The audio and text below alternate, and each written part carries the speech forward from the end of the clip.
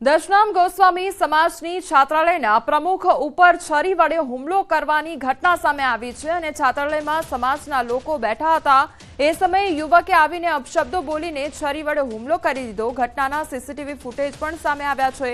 મળતી માહિતી પ્રમાણે યુવકને સમાજના ગ્રુપમાં પ્રમુખ વિરુદ્ધ અવારનવાર ટિપ્પણી કરતા છાત્રાલય બોલાવવામાં આવ્યો હતો। યુવકને રૂબરૂ બોલાવવામાં આવતા યુવક ઉશ્કેરાયો હતો અને હુમલો કરી દીધો હતો। ઘટનામાં પ્રમુખ જગદીશ ગિરી ગોસ્વામીને હાથના ભાગે ઈજા પહોંચતા હોસ્પિટલ ખસેડવામાં આવ્યા હતા, જ્યારે પોલીસ ફરિયાદ બાદ હુમલો કરનાર વ્યક્તિ ફરાર થયો છે।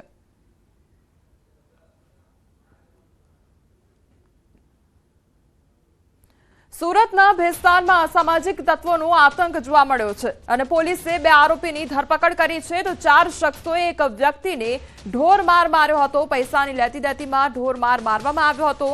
પોલીસે આરોપીને ઝડપી વધુ કાર્યવાહી હાથ ધરી છે। તો સુરતના ભેસ્તાન વિસ્તારની આ ઘટના કે જ્યાં ઢોર માર મારવામાં આવ્યો છે અને તે અંગેની આખી ઘટના સીસીટીવી ફૂટેજમાં કેદ થઈ છે।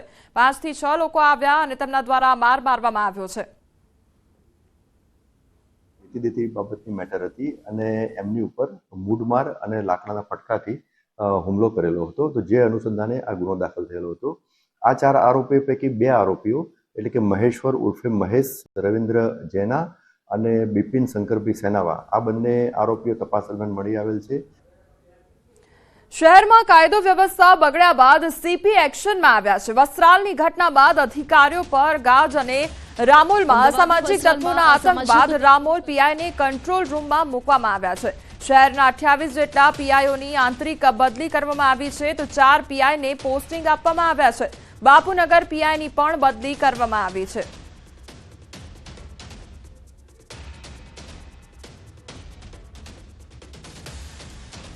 દ્વારકામાં સ્ટંટબાજો સામે પોલીસની કાર્યવાહી હાથ ધરવામાં આવી છે। સ્ટંટબાજોનો પોલીસે ફિલ્મી ઢબે પીછો કર્યો। હાઈવે પર ફિલ્મના દ્રશ્યો સર્જાયા હોય તે પ્રકારનો વિડીયો સામે આવ્યો। પોલીસની કાર્યવાહીના લાઈવ વિડીયો સામે આવ્યા છે। નબીરાઓને ઝડપી પોલીસે કાયદાનું ભાન કરાવ્યું હતું। બાઇક પર જોખમી સ્ટંટ કરતા હતા નબીરાઓ અને છેલ્લા કેટલાક દિવસથી હાઈવે પર નબીરાઓનો આતંક હતો। પોલીસે 12 નબીરાઓને ઝડપ્યા હતા। એસપી અને ડીવાયએસપીના માર્ગદર્શન હેઠળ આખી કાર્યવાહી કરવામાં આવી હતી।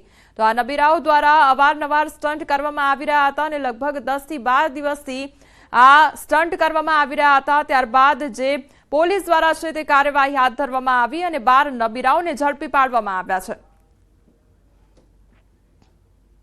વડોદરાના માણેજાની ટપોરીઓની ગેંગની રીલ વાયરલ કરવાનું ભારે પડી ગયું છે અને માણેજાની ટપોરી ટોળકીએ રીલ બનાવવા બ્રિજને પોતાનો અડ્ડો બનાવ્યો હતો।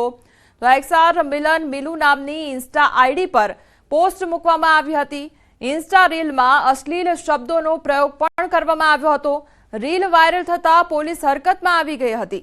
રીલ થકી માણેજા વિસ્તારમાં ભય ફેલાવવાનો પ્રયાસ કરનાર ટપોરી ગેંગની અટકાયત કરી સરભરા કરવામાં આવી હતી। પોલીસે કાયદાનું ભાન કરાવતા ટોળકી 2 હાથ જોડી માફી માંગતા નજરે પડ્યા હતા।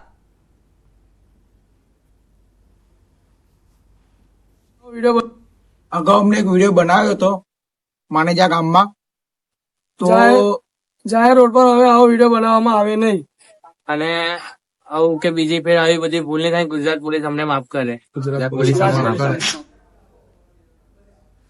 સુરતમાં સ્કૂલ બસ અને બાઇક વચ્ચે અકસ્માત સર્જાયો અને ઓલપાડ સાયણ રોડ પર અકસ્માતની ઘટના બની। બાઇક ચાલકને ઘટનામાં નજીવી ઈજા પહોંચી। અકસ્માતની ઘટના સીસીટીવી કેમેરામાં કેદ થઈ છે।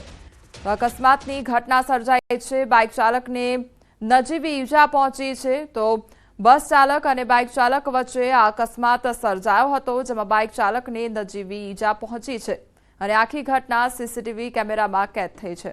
તો ઓલપાડ સાયણ રોડ પરની આ ઘટના કે જ્યાં અકસ્માત સર્જાયો, બસ તેમજ બાઇક ચાલક વચ્ચે અકસ્માત સર્જાયો હતો, જેમાં બાઇક ચાલકને સામાન્ય ઈજા પહોંચી છે।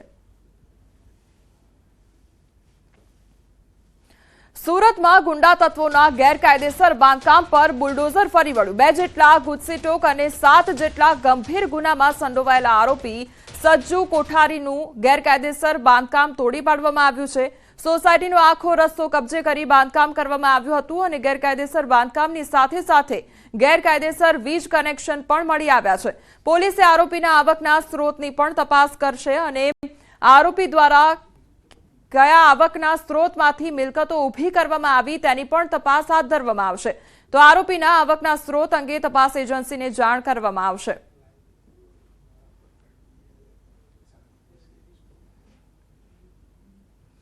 ઉધના વિસ્તારમાં ખરવરનગરની ઘટના સામે આવી છે. અચાનક ક્રેનનો ભાગ તૂટી પડતા 2 કામદારો દબાયા હોવાની ઘટના બની. ક્રેન ચાલકની બેદરકારી હોવાનો આક્ષેપ કરવામાં આવી રહ્યો છે. ક્રેન તૂટી પડતા 2 શખ્સો દબાયા હતા. એકનું ઘટના સ્થળે જ મોત નીપજ્યું છે. ગંભીર રીતે ઘવાયેલા મંટુ ચૌહાણને નવી સિવિલ હોસ્પિટલ ખાતે ખસેડવામાં આવ્યો છે. ઉધના પોલીસે અકસ્માતે ગુનો નોંધી વધુ તપાસ હાથ ધરી છે.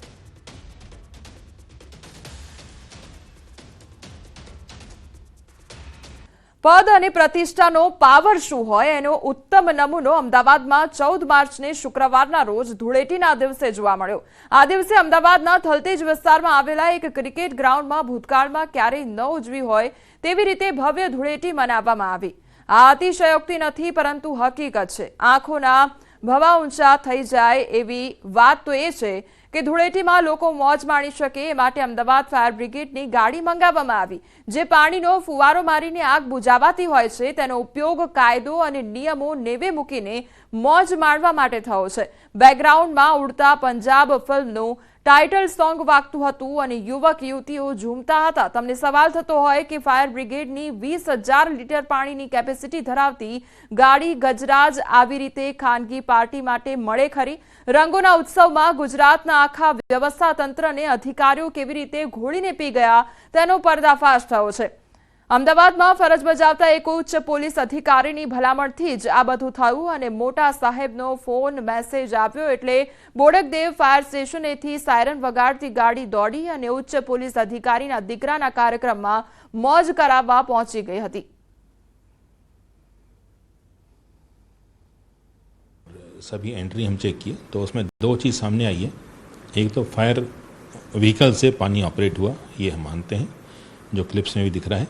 दूसरा, जो पर्सन ऊपर दिख रहे हैं फायर टेंडर के ऊपर, फायर व्हीकल्स के ऊपर, तो कहीं ना कहीं वो हमें सिविलियंस भी लग रहे हैं. तो हम उसकी भी तपास कर रहे हैं कि फायर टीम रहता तो उनकी तो हम तपास करते, लेकिन सिविलियंस भी हैं तो हम वो भी तपास कर रहे हैं कि कौन लोग फायर व्हीकल के ऊपर चढ़े.